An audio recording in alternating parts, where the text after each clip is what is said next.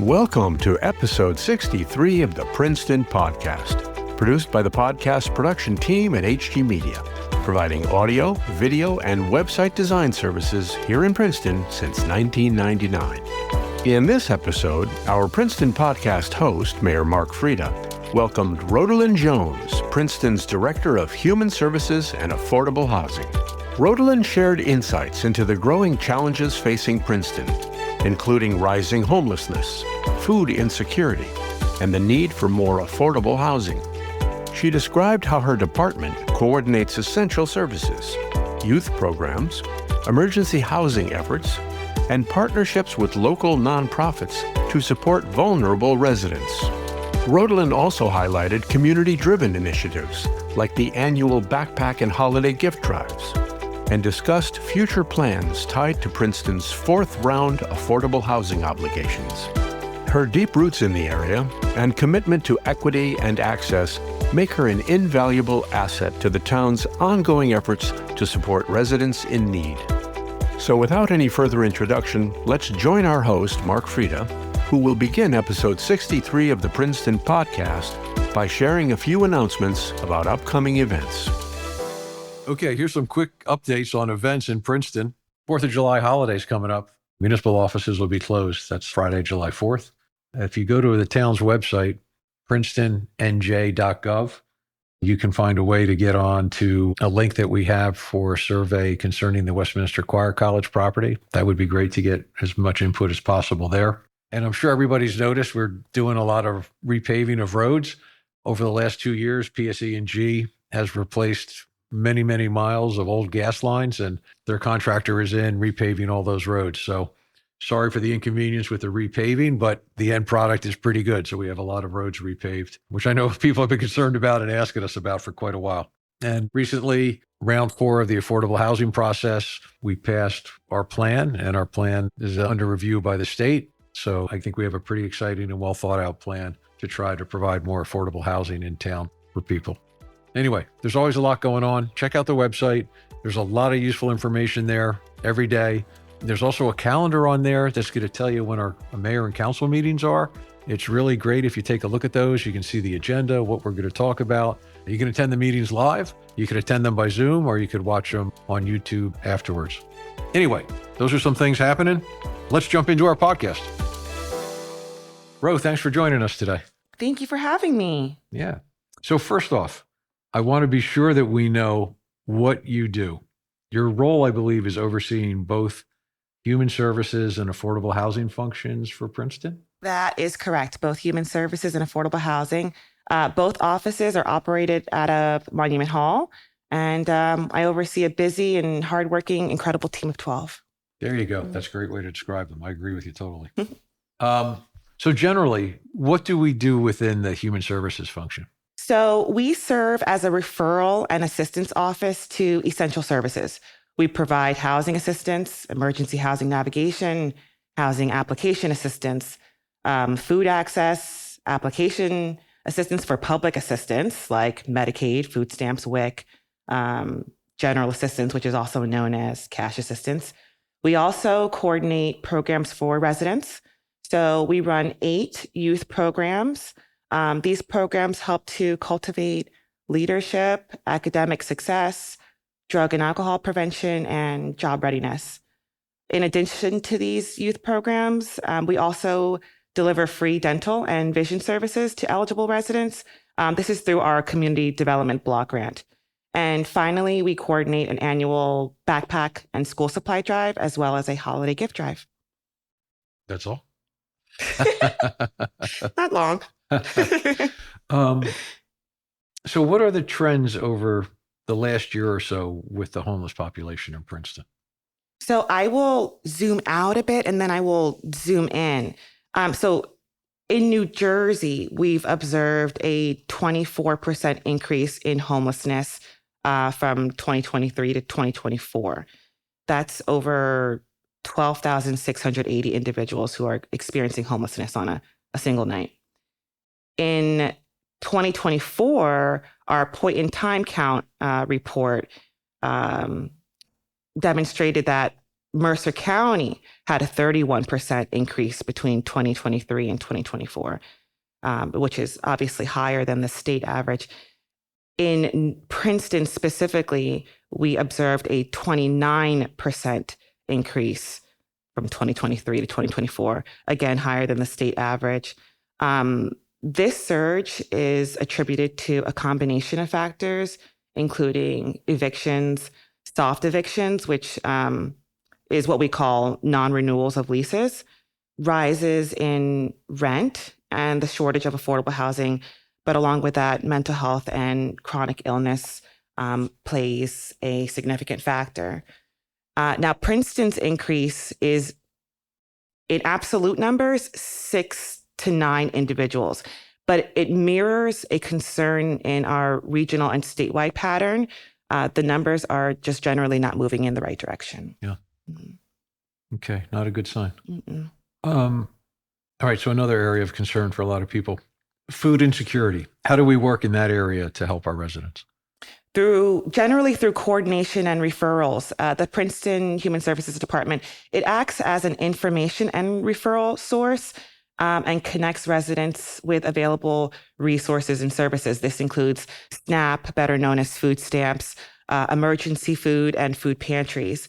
We also coordinate a food insecurity task force, and this brings together different stakeholders, staff, nonprofits, food providers, and this group convenes to assess needs, foster collaboration, and launch initiatives. Yeah. So who would be some of the groups or community partners, or however we want to describe it, that your world works with regarding food insecurity? Yeah, the members that are participate in the Food Insecurity Task Force, they include, and I got to give a shout out to all of them. So if you don't mind, I'll name them. But Arm in Arm, Princeton Mobile Food Pantry, Send Hunger Packing Princeton, Jewish Family and Children's Services, Share My Meals, Cornerstone Community Kitchen, Meals on Wheels, Princeton Mutual Aid, Princeton Kindness Food Project, Catholic Charities, United Way, Rutgers Cooperative Extension of Mercer County, Princeton Alliance Church, and the Trenton Area Soup Kitchen. And I sincerely hope I didn't forget anybody, but as you can see, Princeton is really well saturated with plenty of nonprofit food providers. Great. That's a great thing to see that everybody's able to work together. Mm-hmm. A little earlier, you had mentioned the annual backpack drive. So a couple things. When is that going to happen? And just a little bit, what are we looking for when we ask people to help with that? Well, this is perfect timing because the team right now is actually conducting outreach and marketing for our backpack drive. This is our 16th drive. And, backpacks or back to school supplies can be pretty costly. So especially for families who are living on low or fixed incomes. So by providing backpacks and supplies, we remove a significant financial burden from our parents and guardians. We also believe that new backpacks and supplies help students feel prepared, feel confident, and hopefully that much more likely to participate and just enjoy school. Yeah, that's a good thing. Mm-hmm. So I know, before I get there, is it mostly individuals that help with the backpack drive as far as making donations? So it's residents in the community, but it's also larger partners like the university makes a significant donation as well. But we see businesses, our local businesses contributing and other organizations. It's really an incredible collaborative effort. Okay. Well, that's great to hear. Mm-hmm. All right, let's jump over to a little more focus on the affordable housing function. So what are we doing there? So the Affordable Housing Department, in general, it helps to ensure that Princeton is meeting its state and court mandated affordable housing obligation. It plays a role in the development of affordable housing, administration, and long-term monitoring of affordable housing units. It helps to manage lotteries, application process, and the compliance with deed restrictions to maintain housing affordability. The department also helps to ensure fair access through an affirmative marketing process and support residents through the application and occupancy process as well. Right. And one of the things I thought that I'm saying we, but it's not me, it's everybody else. But anyway, that we had worked on a little while back was a universal application. Can you just talk a little bit about that? Because I think to me, that's a pretty big deal. It is. And, the reality is affordable housing applications can be really complex. Folks face challenges with literacy or language or just understanding even the questions that are being asked on these applications. So the thought behind a universal application was to help streamline the process and make it as low barrier as possible. That continues to be a challenge. A lot of our administrative agents are working to make these applications more uniform, but because there are so many different administrative agents, everyone sort of has their own application process. So it's a work in process. Okay. But I think but some of the very locally, like Princeton Community Housing and one or two others, I think we do have pretty much a set application. Princeton Community Housing does have their own universal application, and it's tremendous. Right. And as does Community Grants and Planning. So do we have community partners that we work with in the affordable housing arena? We do. In fact, they make up our Housing Stability Coalition. So there's about 10 of us. And that includes Arm in Arm, Homefront, the Housing Initiatives of Princeton, Princeton Alliance Church, Nassau Presbyterian Church, St. Vincent de Paul, Stonehill Church, Catholic Charities, and also the Center for Modern Aging. And these partners provide rental assistance, security deposit, rapid rehousing, transitional housing, and emergency housing. And of course, they have their own eligibility criteria for all of these fantastic services. Yeah. Well, it's amazing all the different groups that you've shared with us between the affordable housing world and the food insecurity world. It's amazing that this area is lucky to have so many groups that are trying to help people. Absolutely. All right, Rose, so let me just switch gears a little bit about you. How long have you worked for Princeton now? So actually this October will mark my 11th year. It blew by. Wow. That's great. Yes. And where did you grow up? Are you like a Jersey person or? I am. I grew up in Plainsboro. So I'm just a hop, skip, and a jump from Princeton. And I spent a lot of time here growing up, everything from, Hoagie Haven to Windberries and beyond. I feel like this is my stopping ground too. Yeah, right. Yeah, good fit. All right. And so what did you do before taking the role here in Princeton? Before coming to Princeton, I worked for the State Department of Health. And I helped to oversee health and human services grants, particularly in servicing persons with HIV. I also worked for Homefront, servicing people experiencing homelessness. Wow, that's a great experience. What do you see as the top 3 needs in Princeton in the human services area? Thank you for this question. I think the top 3 for human services, I would say, is homelessness prevention services and strategies. Given the numbers I shared a bit earlier, I think we could benefit from greater access to rental assistance for families to keep them housed, expanding emergency housing services, more rapid rehousing and prevention efforts, and stronger partnerships with our landlords and administrative agents. I'd also say bringing increased awareness to behavioral health services, such services that are offered through Catholic Charities or Jewish Family and Children's Services, as well as Trinity Counseling and others. And thirdly, I'd say food access. Potential cuts to NJ SNAP or food stamps means that our residents will become more dependent on our local food pantry partners. And these partners could really benefit from donations and volunteers. Really, any contribution will go a long way. That's a lot there, right? Mhm. There's a significant need in this area. Yes. So, same question almost, but what are the top 3 needs in the affordable housing area in Princeton? Well, I'm very happy to see that the fourth round housing plan and element was adopted because naturally the first need is more affordable housing units, for sale units and rentals. I think Princeton is doing a phenomenal job to work and address this need, um, even developing plans to exceed its obligation.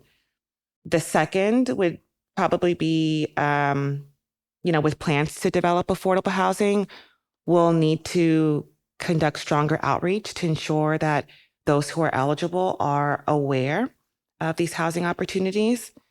And the third would be helping applicants really receive the navigational support that is required when trying to complete these applications. The affordable housing process can be a bit confusing. Families may struggle accessing the information that's required to enter or upload, um, or even complete the applications correctly. Uh, at times, language and literacy barriers also exist, and human services and affordable housing are both working to help address these challenges. A lot of challenges. It's not easy. Mm-hmm. All right. So I'm just a resident sitting at home listening to this, and I think, geez, maybe there's a way I could help human services, affordable housing. Is there a way just random residents can help your world? Yes, I think that it would be fantastic to see our drives continue to grow and service more residents. So we welcome more donors and volunteers. I also believe that these drives help, foster a sense of belonging and even communal responsibility. So if anybody is looking to give back to this wonderful town, consider contributing to any one of our drives. Right. So we already talked about the backpack drive, but the other big drive that I recall off the top of my head is around the holidays, right? So you have a whole, okay, I don't want to steal your thunder. So why don't you tell me what the whole holiday drive thing, what we're doing? So we have a holiday gift drive, and this is conducted annually, and it really helps to support our many children and families receive a gift during what can be a very expensive time of the year. Children receive a gift, and the families will get a gift card to help support, the high cost of groceries. And it goes a really long way. And we're so proud of the program. I think it's a great program. I've been helping with the program. I've been one of the donors for a while. And right, I mean, you get to pick. You can say, okay, give me the wish list from one child, or from, pick as many as you want. And I think it's usually like about, if I remember right, like 2 gifts. Yes. Per child, I think. Yeah, we try to cap it at $75 a kid. So, if you're interested in sponsoring just one child, that's all that we would ask for. Hey, if you can't, run around and do the shopping, you could send a check or a gift card, whatever it is, to Human Services, and we'll do the shopping for you.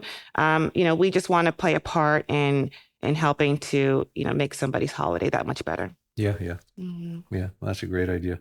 Look, I want to jump back to the homelessness thing, because, I think people in this area, even some people that live in our town, would be like shocked to say, geez, there's homeless people in Princeton. How can that be? But there is. Oh, yeah. Can we just, so let me be more specific, I guess. So the homeless community in Princeton, to what degree do you think generally, not that you have to know exactly, but is it people that have lived in Princeton are suddenly homeless, or is it just people that, are homeless and it's like, well, on my journey, I might be stopping in Princeton for a while, or what's the background of some of these folks? It really is a fantastic question. We've tried to somewhat, loosely track these, track that very information. What I believe in terms of the population that we have in Princeton right now that's experiencing homelessness, these are not Princeton residents. These are individuals who are part of the transient population, which means they're individuals that will move from city to city, state to state, even country to country.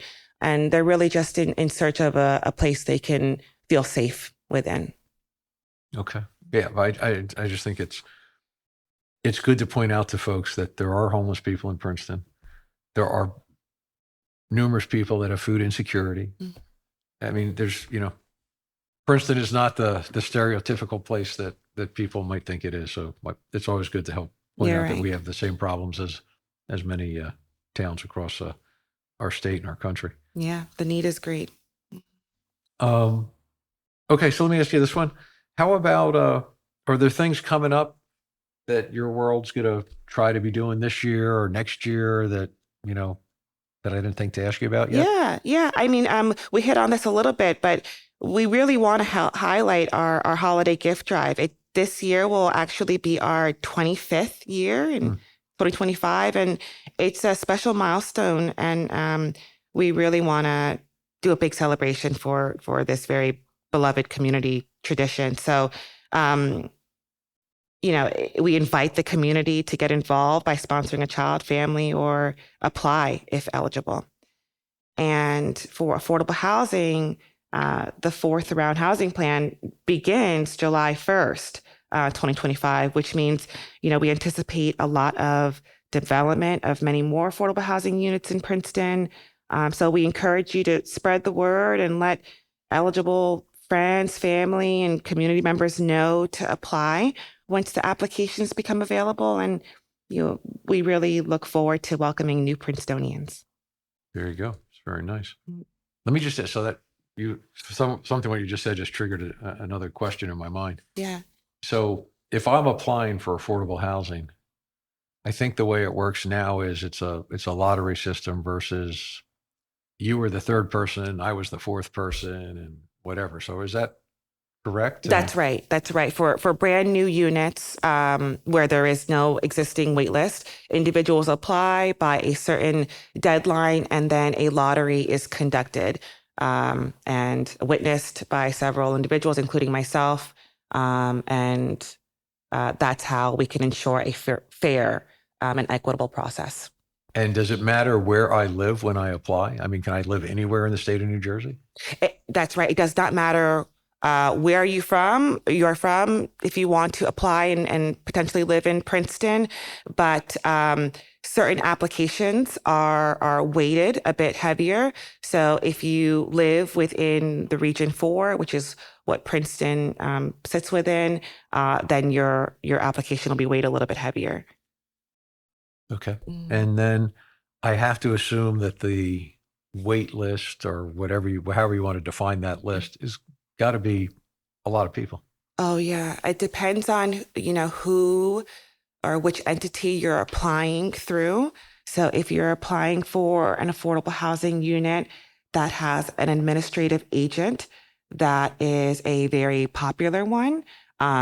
We've seen wait lists as high as 32,000. If you are applying for a smaller, or rather an affordable housing unit that is managed by maybe a lesser known administrative agent, obviously then the application pool might just be that much smaller. But regardless, these lists are long. Right. Yeah. Well, the need in our area, throughout the state, throughout the country, is just, and it's all levels of housing, really. That's right. Now, it's not just. And I guess another phenomena happening in our town specifically is that, we're trying to build and provide more affordable housing, and the natural housing market seems to be constantly climbing. Yeah. So the middle part of the market seems to be disappearing. Yeah. More and more in our town. Yeah. Which I guess is a challenge because, right, I would think that if I'm in an affordable unit, I would hope that over time that I can save money, do whatever I need to do. No, I'm secure in a place. I can get a better job. Right. All It's these as things fall into place. yeah, it's really as if the goalpost just keeps moving, no matter how hard you try. So it is a really difficult and complex issue. Yeah. Right. Because if the middle section of the housing isn't here, that means if you think you are able to make that leap, you have to leave Princeton. Right. Or you might have to leave the entire area, because it's not just Princeton that I'm sure that is seeing this phenomenon. Which is certainly something that we have seen quite a bit. Yeah. Yeah. Either you don't make enough to remain, or you don't make enough to fit in that middle and secure housing in that middle. Yeah. And then I think on the other end of the spectrum too is that while people that may own a home today, if they are older and are saying, let me downsize, okay, I'm going to get a fair amount of money for my house, but housing is so expensive in the area anyway. Yeah. Now, do I have to leave the area? Yeah. Yeah. It is a problem. I know we're trying to look at it, but it's nothing. I mean, it's nothing that there's no quick fix. That's right. There's no quick fix. Yeah, there's nothing we can pull off the shelf for that. All right. Anyway, we could go back and forth forever on so many of these topics. So, Ro, thank you so much for being with us today. Thank you for having me. Thank you for joining us for the 63rd episode of the Princeton Podcast, produced by the podcast production team at HG Media. If you enjoyed this episode of the Princeton Podcast, please share it with your friends. Visit our website at princetonpodcast.com. And be sure to subscribe to us on Apple Podcasts, Spotify, YouTube Podcasts, Audible, or wherever you get your podcasts.